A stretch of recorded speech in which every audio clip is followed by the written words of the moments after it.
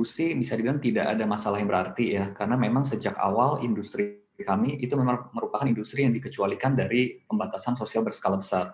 Jadi kita tetap bisa manufacturing, kita bisa tetap mendistribusikan barang-barang kita. Sebetulnya yang cukup challenging, terutama di kuartal 2 lalu, adalah lebih ke mencari channel yang masih beroperasi dan bisa menerima produk yang kami tawarkan.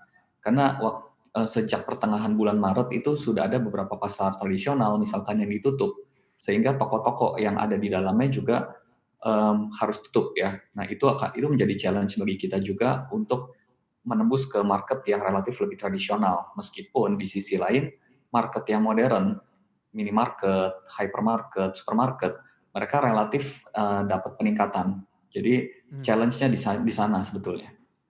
Challenge-nya di distribusi bisa dikatakan karena adanya beberapa yang harus tertekan begitu ya. Tapi kalau untuk saat ini memasuki semester 2 ini kuartal 3 seperti apa? Kalau kita melihatnya dari seperti disampaikan di April itu relatif buruk, Mei juga begitu sama juga, mungkin lebih buruk bahkan.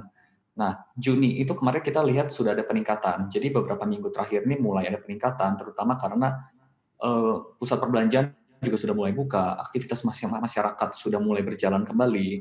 Jadi di sana kita melihat bahwa ini semua mulai berangsur kembali ke normal. Jadi kita sendiri sebagai company, kita berusaha agresif memperlakukan market sebagaimana keadaan sudah normal.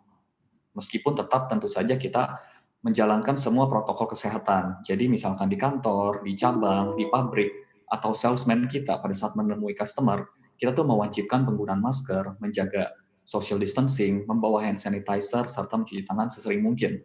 Ini cara kita untuk menjalankan business as usual, tapi dengan keadaan di new normal. Kalau mungkin dalam bayangan para pelaku industri begitu ini akan kembali normal begitu membaik, tentunya ada peluang-peluang baru yang tercipta. Tapi jika misalnya ini terus terjadi berkepanjangan, adakah perubahan strategi begitu dari Kino Indonesia untuk melakukan proses distribusi yang lebih baik dan juga produksi yang lebih baik?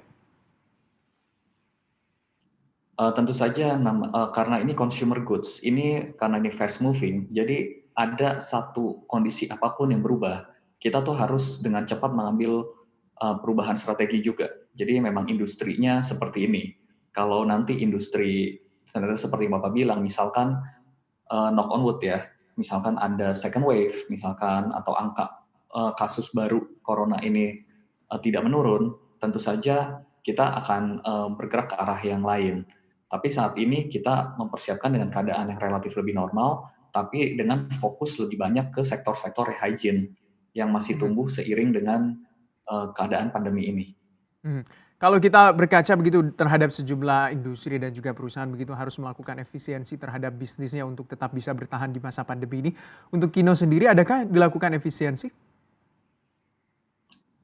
Kalau dari sisi misalkan ketenaga kerjaan, misalkan kita tidak ada melakukan hal tersebut, tapi tentu saja banyak pengeluaran yang sebelumnya akan rutin keluar itu bisa ditunda. Misalnya yang mudah ya, kita kan banyak melakukan perjalanan dinas, misalkan ke market kita, misalkan di luar negeri, melakukan conference, gathering, antar distributor, melakukan meeting face to face. Saat ini tuh semua itu dihentikan karena kita benar-benar menjaga sekali ya, kita sangat menjaga karyawan kita juga agar tetap terlindungi dari pandemi ini.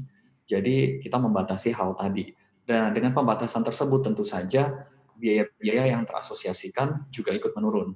Tapi di sisi lain kita juga sangat ketat melindungi karyawan dan gedung kantor kita. Jadi kita protokol kesehatan seperti tadi disebutkan, penggunaan masker, hand sanitizer dan lain-lain tersebut kita tambahkan dengan pembagian masker, pembagian vitamin, hand sanitizer kepada karyawan dan juga keluarganya.